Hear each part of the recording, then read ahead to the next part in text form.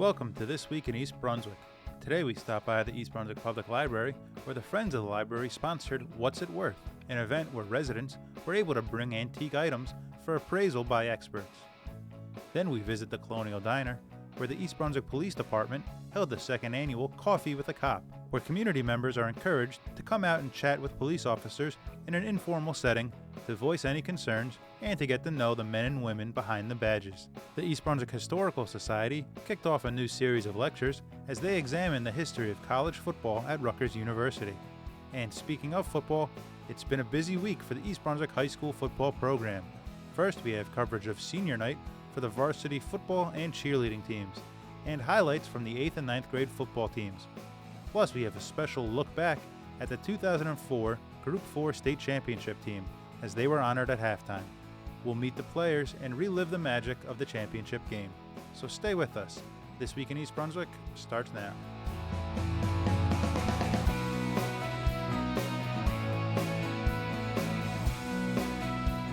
EBTV checks in at the library for the 12th annual Appraisathon, What's It Worth, on Sunday, November 16th.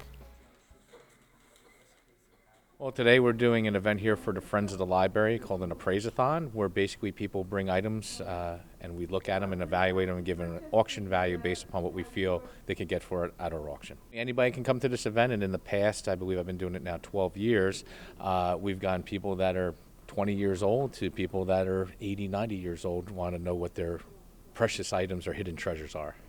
And how did this event get started? Boy, I don't know. That's a good question. I know the Friends of the Library contacted me about 12 years ago and asked me would I come down and do an event such as this, and I said absolutely. And I came down, and it was a quite success, and they asked me to come back every year since. The fee today is $10 per item that they bring, and that all goes to proceeds of the Friends of the Library. And what can participants of this event expect?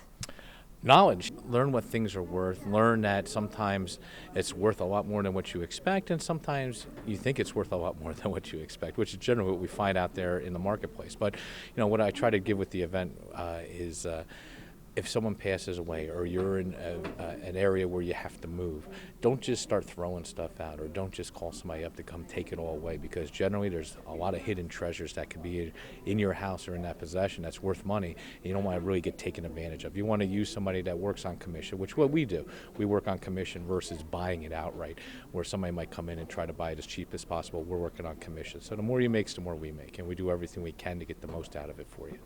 All right, what you have here, that's a very unusual side chair or vandy chair. What you have here is basically a chair that's probably from the 1890s to 1910, 1920 era, and you can almost see where it's almost in transition. You have a true Victorian, East Lake Victorian feel with the spindles that are all turned and all the turned legs, and then you got more of a straight seat on the bottom, which is very consistent to the 1910, 1920, where you're going into more of a arts and crafts type of look. So you almost have that transition feel there, where you're transitioning two different periods. Generally, there's no markings on it, no signatures on it. The construction's with some screws in the back, but they probably replaced these screws at a more present day to give it a little more support. But sometimes a chair such as this was made in New York by a company called the Herder Brothers. The fronting is very consistent to that. The only thing that you would see a little bit different, it would generally have like a brass footing on the bottoms. That usually have like a fall type of foot or a different type of foot. Usually had like a brass ends on either side. Could be Herder Brothers, more than likely probably not, but in the banner of a Herder Brothers. But even there, if it was Herder Brothers, it would be 150 to 100. Unsigned, I'm saying, is probably going to be 40 to 80, 50 to 100, as a nice little side Victorian term shape. And that's basically the situation. Thank you. And what's nice is it's never been touched. It hasn't been restained or anything like that. And when you see it darkened like that, that's good. That's what people want to see when it comes to antique furniture. They want to see that oxidation where it darkens. I run Bodner's Auction Sales out of Edison, New Jersey. We just moved over there to New Jersey Convention and Expo Center. We outgrown our old facilities in Somerset. I've basically been doing it for 20 years, and what we do is sell personal property, estate liquidation, and definitely people's changes of life. We sell their merchandise, which deals with antiques, collectibles, and newer items. Really kind of depends what exactly they have, but we sell an array of personal property at the auction. So what kind of items do you usually see around here? Well, it's an array of mostly items that are anywhere from $10 up to $200. I mean, that's generally what people have in their possession and bring in. Very rarely, but sometimes we do see items that are in the thousands and in the tens of thousands. But that is very far from few that we see come through the door. What motivates you to continue doing this year after year? I love the business and the find, and then basically it's like finding a hidden treasure. It's great for the public because it's a good outreach for the community where we can come congregate and they can find what their stuff is worth, and they're dealing with a reputable auction house. Can you please tell me about any upcoming events you may have?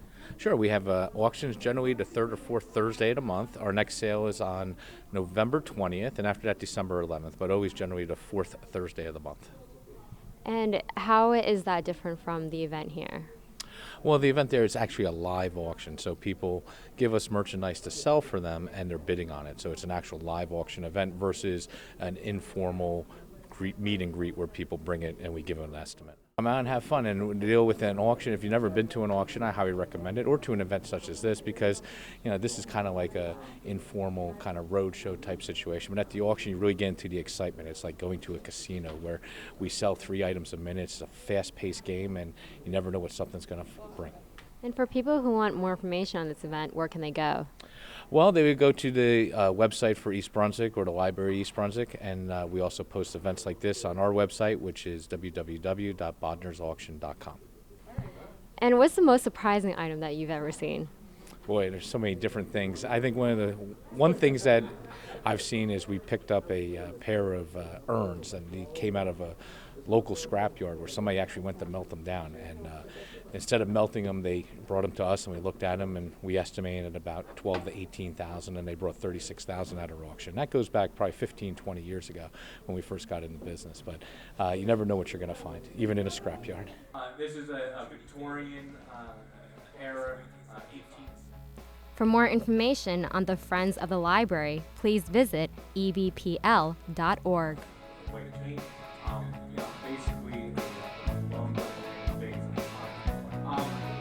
the colors aren't the greatest. I'd like to see more of a hot cranberry, reddish color, cranberry color versus yellows. But in today's market, something like this is for between. From far and near we came to Rutgers and resolved to learn all that we can. And so we settled down in that noisy college town on the banks of the old Raritan. On the banks of the old Raritan, my friends, where old Rutgers evermore shall stand.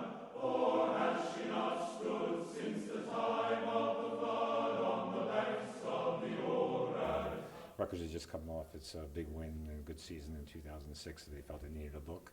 And so I wound up doing the book, and that was in 2008. And then the folks in East Brunswick contacted me, I guess, in the end of the summer and asked if I would be willing to give a talk as part of a series that they were planning. And can you tell me a little bit about the series? Well, it's planned as I think 4 talks from different individuals. I'm the first. I'm just going to present like an overview of the, I guess it's 100 and, let's see, what it was, 2014. So it's 145th anniversary of college football, and in 5 years they'll be celebrating the 150th anniversary. So I'm going to give an overview of those 145 years.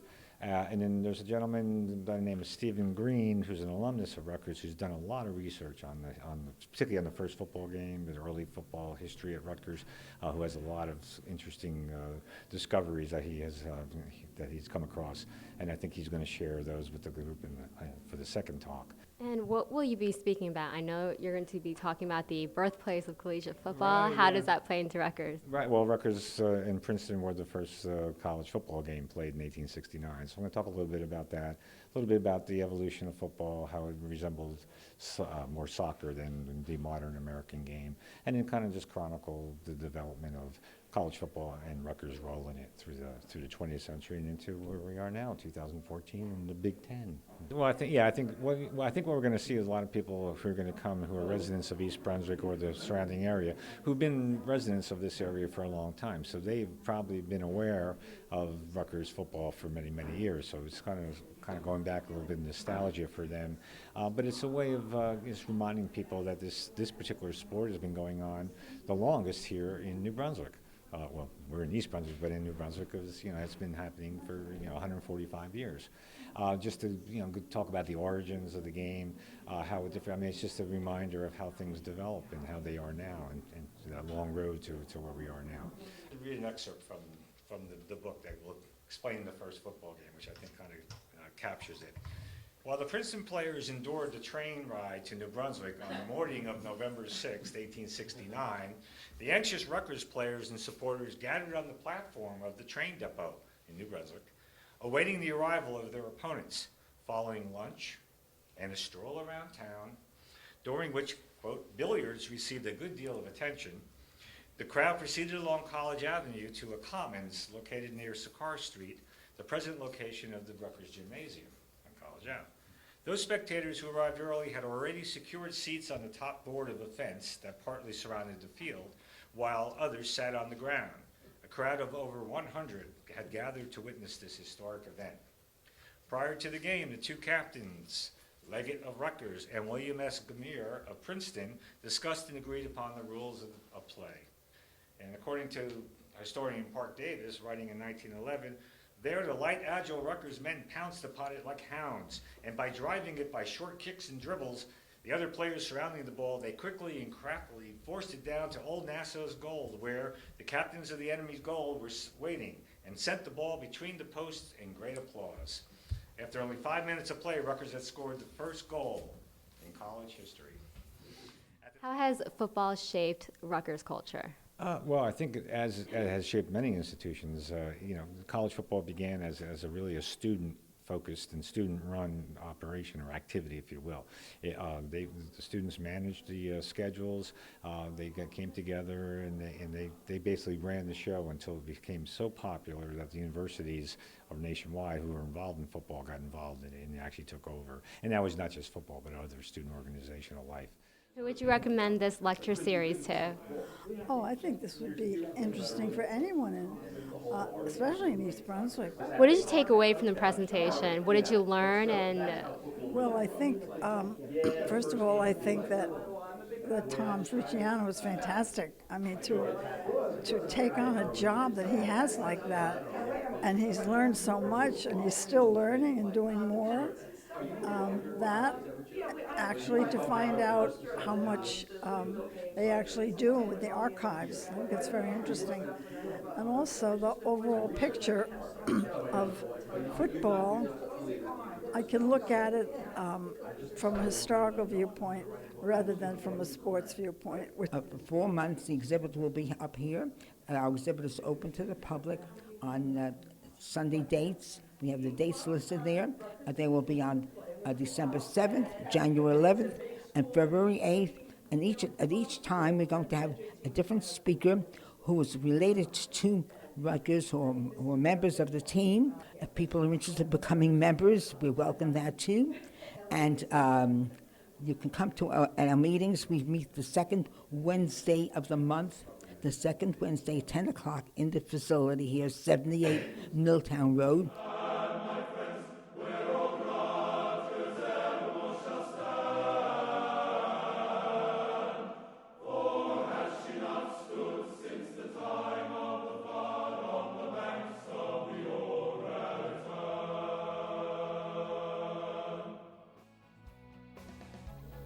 The East Brunswick Police Department hosted an informal get-together with members of the community last week.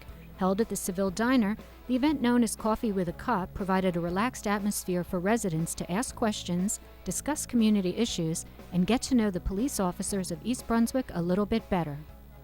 I'm Officer Hoover with the East Brunswick Police Department's Community Policing Unit, here today at the Coffee with a Cop event sponsored by the Seville Diner in East Brunswick. This event is the second such events that we've had. We try to run these events usually once or twice a year. This year, we were able to bring this event to fruition again, and we had a great turnout here today. We had several residents that will show up to ask various questions.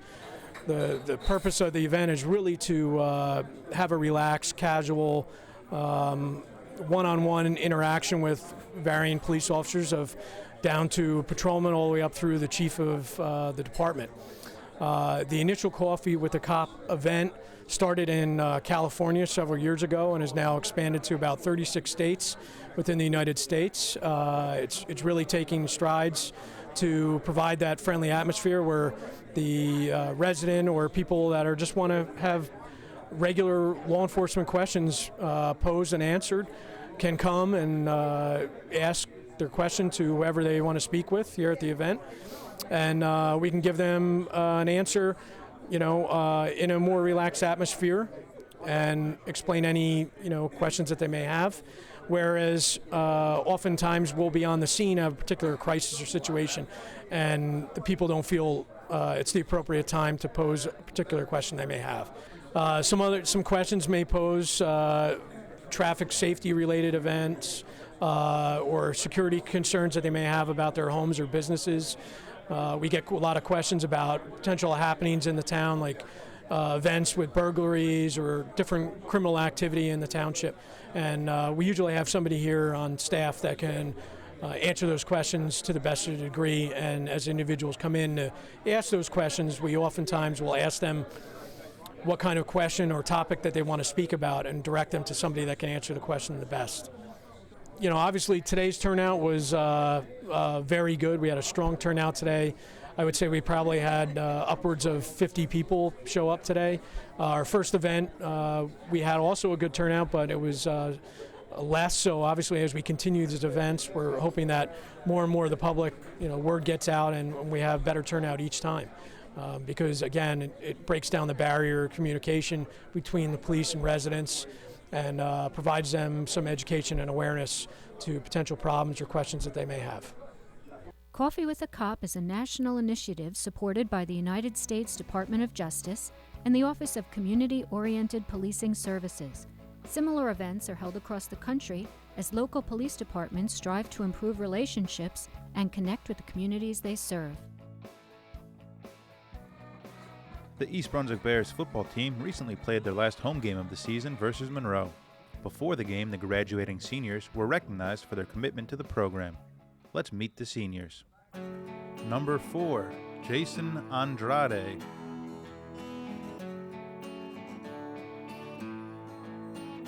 Number 25, Eric Konako.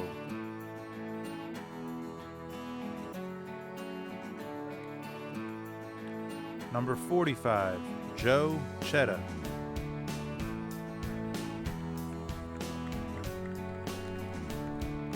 Number 81, Derek Chow.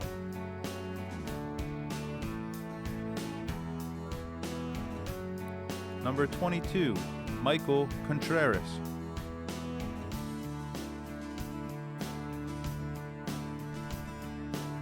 Number 9, Austin Gambino.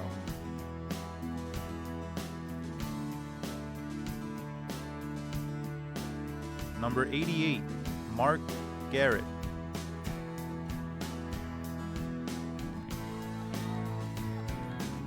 Number 3, Kevin Hemmings.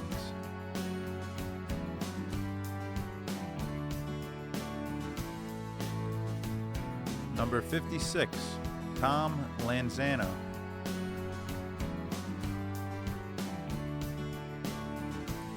Number 53, Justin Lipinski.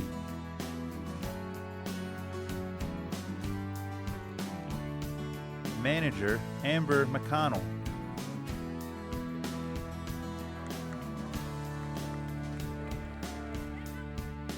Number 7, Aaron McSweeney.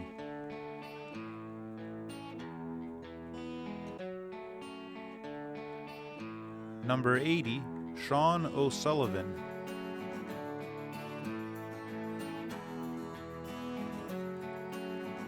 Number 77, Joe Palinetti.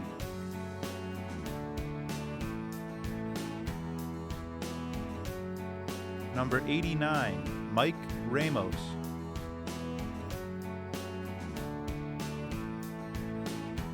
Number 21, Gino Sampietro.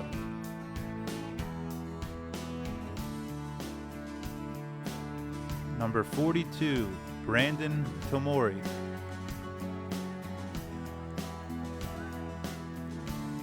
Manager, Mariah Torres.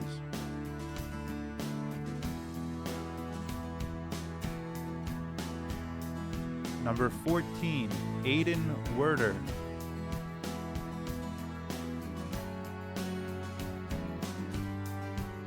Number 65, Alex Wojcik.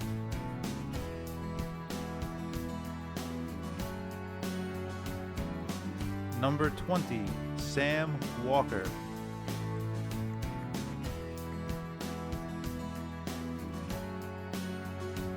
And number 55, Dylan Zimbicki.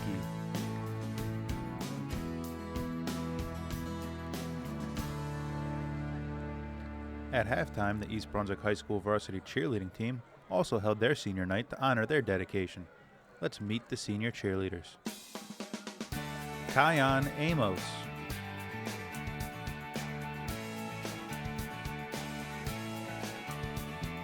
Taylor Casamasima.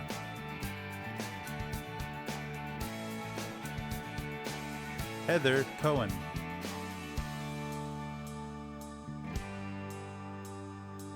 Captain Bianca Curcio.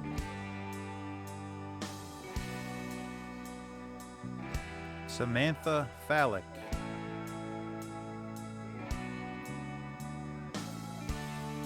Juliana Garlotti. Captain Jamie Gerhardt. Captain Jackie Giancola.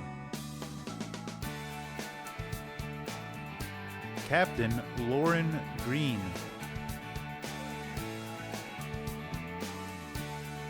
Nicole Iomini.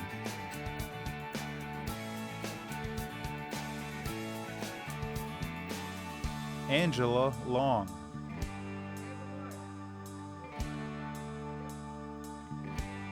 Amanda Meyer.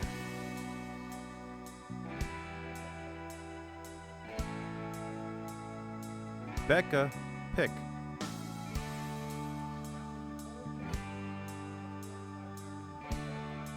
Captain Nicole Schaffery. And Josette Rogers. Also taking place at halftime, the 2004 Central Jersey Group 4 State Championship team was honored on the 10-year anniversary of their impressive season. Former head coach Marcus Borden was on hand as well as a number of the players from that team. Let's toss it to Kevin McAvoy for the player introductions. Mikey Franchino. Javon Jones. Matty Mariano. Robbie Ayala. Jim McCluskey. Rob White. Johnny Parr. Dave Dalton. Tony O'Geo. Chris Began. Dave Ruffner. Steve Holopka. Rick Byrne. Joseph Baldy. And Danny Fessel. Let's take a look back at some of the highlights from the championship game versus Jackson.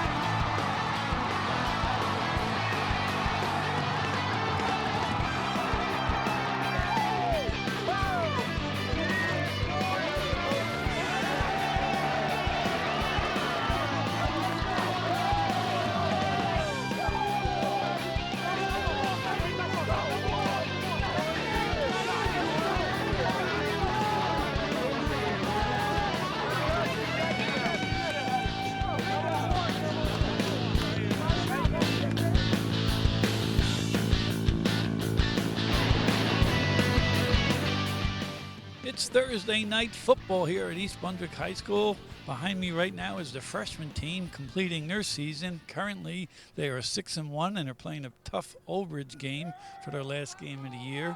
Coach McGinnis and Coach Brzenko have done an outstanding job with these young men, and it just looks real bright for the football future at East Brunswick High School, and hopefully they'll come away with a win against Old Bridge, and this will get them catapulted for excitement for the Thanksgiving game. And I'd like to just give a shout out to the girls, the freshman cheerleaders who are down there supporting the team, who've had a sensational year, so congratulations to them. Not playing tonight, but we'll be playing Monday here on J. Doyle Field, will be our JV team. They're currently having another outstanding season. They only have one loss also, and they'll be taking on the Knights of Old Bridge in a real tough JV game. Now we're at J. Doyle Field, and it's 8th grade football. The 8th grade team, under the direction of Coach Alexander and Grossholz, they're currently undefeated, and they're taking on the tough Union Farmers. Hoping to get an undefeated team. My recollection, it could be the 4th 8th grade team that goes undefeated in school history.